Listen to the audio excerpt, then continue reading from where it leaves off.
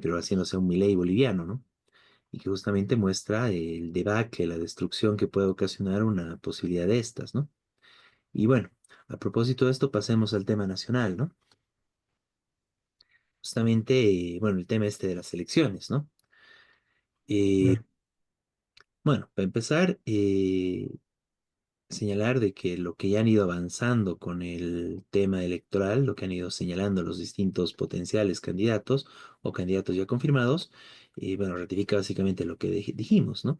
Que se viene un ajuste, básicamente lo que están diciendo, incluido Evo Morales y obviamente toda la derecha, es la reducción del gasto público, ¿no?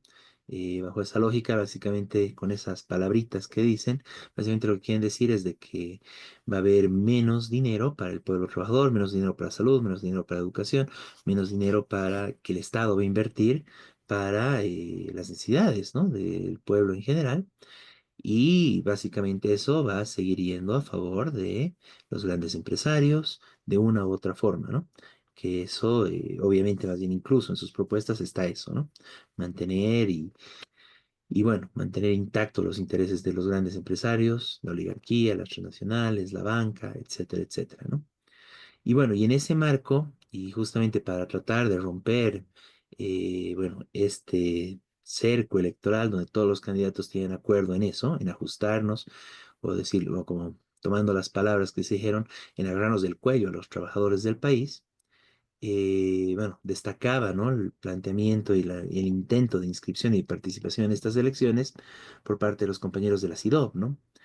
Y bueno, junto con ellos también hubo otros intentos, como es el de la CONIOP, que es la Confederación Nacional de Naciones Indígenas Originarias de Bolivia, eh, y bueno, junto con la Nación Caracara. Bueno, hubo tres intentos de presentación en estas elecciones avalándose en la Constitución Política del Estado, que contempla que se pueden presentar directamente los pueblos indígenas a estas elecciones, ¿no?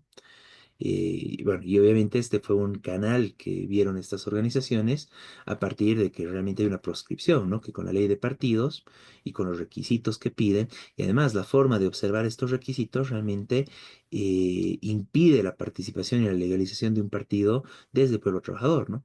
Prácticamente son millonarios que además tienen que tener un aval desde el gobierno para poder legalizar un partido, ¿no? Eso es lo que se ha ido viendo constantemente. O bueno, también a partir de una estructura muy importante estatal, como una gobernación o una alcaldía de las grandes, no de las pequeñas, y también con el aval del gobierno, ¿no? Esos son los últimos partidos que se han ido legalizando, porque justamente la recolección de firmas, además de que es un techo muy grande, o sea, realmente se pide un esfuerzo muy grande para poder legalizar un partido. Estas además están sujetas a la fiscalización del Tribunal Supremo Electoral, el cual básicamente ahí decide quién va y quién no va, ¿no? Y es muy interesante que las últimas siglas que se han logrado legalizar justamente han tenido el respaldo del Tribunal Supremo Electoral y que han sido denunciadas incluso en varios espacios y en las redes sociales por la ciudadanía en el marco de que mucha gente apareció inscrita en partidos sin haber dado en ningún momento su consentimiento, ni haber firmado papeles, ni haber puesto su huella en las computadoras, es la nueva modalidad que maneja el Tribunal Supremo Electoral, ¿no? Entonces, obviamente estas firmas fueron de una u otra forma, o estos respaldos electrónicos fueron de una u otra forma fraguados, ¿no? Hechos de una u otra forma, de forma ilegítima, pero que han sido viabilizados por el Tribunal Supremo Electoral y que con eso corren estas siglas, ¿no? Bueno, obviamente si hay una presentación y un intento de una legalización que no tenga este aval y este respaldo gubernamental y del tribunal, obviamente fácilmente seleccionan 1.000, 2.000 firmas que pueden tener cualquier observación y ya está, se anula esa legalización, no cumple con los requisitos y chao, se archiva ese procedimiento, ¿no? Y bueno, justamente, todo un esfuerzo millonario para llegar a una situación de ese tipo. Bueno, solo los millonarios y con respaldo del gobierno pueden hacerlo, o quienes tienen actualmente el control también de instituciones estatales millonarias, ¿no? Gobernaciones, alcaldías, de las más importantes del país. Entonces, frente a esto, los pueblos originarios trataron de ver una alternativa a través de, bueno, de lo que está establecido en la Constitución y presentarse directamente sin necesidad de un partido, sino mediante los usos y costumbres de los distintos pueblos indígenas y presentarse a elecciones nacionales haciendo uso y ejerciendo este derecho, ¿no? Que está constitucionalizado para los pueblos indígenas, que los pueblos indígenas pueden presentar candidaturas a las distintas instancias, incluido la presidencia, sin necesidad de un partido, sino directamente, ¿no? Bueno, lo que ya informamos semanas anteriores, bueno, la semana anterior en realidad, fue que se empezaron a pasar la pelotita entre el Tribunal Supremo de Justicia, bueno, el Tribunal Constitucional en este caso, y el Tribunal Electoral, ¿no?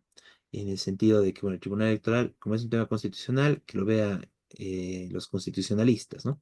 Y el Tribunal Constitucional, no, pero como hay división de poderes, este es un tema electoral, entonces que lo vea el tema, la parte electoral, ¿no? Como actualmente está constituido como un cuarto poder, el poder electoral en el país, entonces con eso se fueron excusando.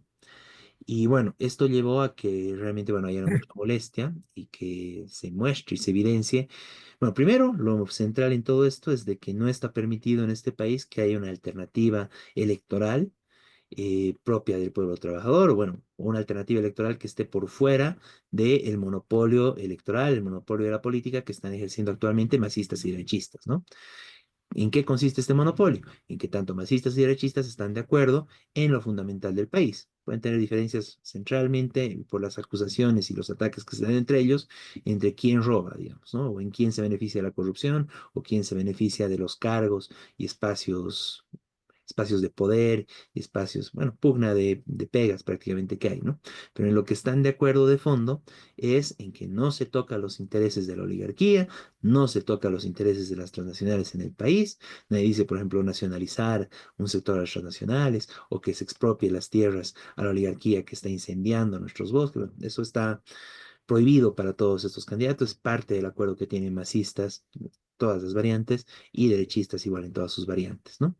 Y de la misma forma, dada la situación de crisis económica que viene el país y como no quieren tocarles a ellos, lo que también está en un acuerdo tácito entre todos ellos es esto que dicen como un reducción del gasto público, que es básicamente ajustar las cuentas contra el pueblo trabajador en el país, el gasolinazo, que lo están hablando de una u otra forma, que bueno, el gobierno de Arce ya empezó a imponerlo de una u otra forma, y por el otro lado el tema de la devaluación, ¿no? Incluso ya hay carteles de algunos candidatos diciendo que nos van a devaluar, ¿no? Que van a legalizar este tema, ¿no? Entonces, gasolinazo, devaluación y recortar lo que el Estado devuelve a la ciudadanía, devuelve a la población boliviana, devuelve al pueblo trabajador, ¿no? En eso están plenamente de acuerdo. Mantener las ganancias para la oligarquía, las transnacionales, las grandes empresas.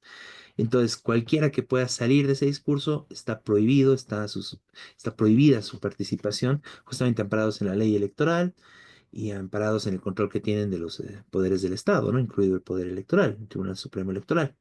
Entonces, en ese marco, bueno, los compañeros de la CIDOP, sobre todo, han empezado a hacer y a escalar un poco en la denuncia y la demanda para que se permita la participación de los pueblos originarios conforme a lo que está establecido incluso en la Constitución en estas elecciones, ¿no? Como tal, incluso los compañeros de la CIDOB han llegado a presentar una acción de inconstitucionalidad frente a la ley, la ley de partidos, la ley electoral, la ley 1096 de organizaciones políticas, eh, justamente por ser inconstitucional al no dar curso a la Constitución y a lo que establece la Constitución de que los pueblos originarios pueden participar directamente en estas elecciones. Bueno, esto va a seguir esta pugna, nosotros estamos de acuerdo y apoyamos y respaldamos esta denuncia de la CIDOB y la necesidad y exigimos que se pueda permitir la participación de los pueblos indígenas, además de una exigencia general y que realmente es importante que tomemos conciencia todos los trabajadores del país al respecto de que con esta ley electoral y con este régimen electoral no hay una verdadera democracia en el país y que realmente hay una proscripción para que los trabajadores no puedan participar en estas elecciones y no puedan ser candidatos. Y bueno, justamente la única opción que tendría alguien del pueblo trabajador, algún dirigente sindical, etcétera, para participar en elecciones es someterse a las candidaturas y como tal están en ese proceso de ofrecimiento y de tratar de comprar conciencias los distintos partidos, las distintas siglas, incluso las siglas de alquiler, pero básicamente las siglas, el MAS, la derecha, los partidos del régimen, ¿no? Del régimen pro-oligárquico, del régimen pro-transnacionales, ¿no? Entonces, en ese marco, respaldamos la denuncia que está haciendo la CIDOB y la exigencia de que puedan presentarse los pueblos indígenas en estas elecciones y en general que se pueda echar abajo esta ley, que se pueda permitir una participación electoral y una participación democrática en elecciones donde realmente cualquier persona, cualquier compañero trabajador, campesino, persona de los pueblos indígenas, cualquier mujer trabajadora, cualquier, incluso la juventud, cualquier compañero luchador por el medio ambiente o compañera luchadora, pueda ser parte de estas elecciones, pueda ser parte de las elecciones, pueda ser candidato en este país, ¿no? Bueno, algo que está actualmente proscrito. Bueno, es en ese marco que nosotros reiteramos una vez más nuestra denuncia de estas elecciones antidemocráticas que se están armando, tramposas, fraudulentas, justamente por esto, porque no permiten algo elemental que las personas puedan presentarse a las elecciones. Ponen una trampa muy fuerte que básicamente impiden que alguien que no esté de acuerdo con el régimen pueda participar en estas elecciones y solo quienes están de acuerdo y quienes han sido parte de bueno, de esta estructuración y de este monopolio de la política puedan participar en elecciones. Basta de eso y este es un hecho muy importante que tenemos que denunciar y como parte de la lucha para una solución de fondo en el país, que es las mínimas garantías democráticas para que pueda haber una verdaderamente elecciones libres en el país, ¿no? Eh, bueno, eso de mi parte, Miguel, si tú quieres complementar algo sobre este punto. Es muy poco porque lo que dijiste es bastante completo. La CIDOB que vos mencionabas hizo toda una campaña, se presentó al Tribunal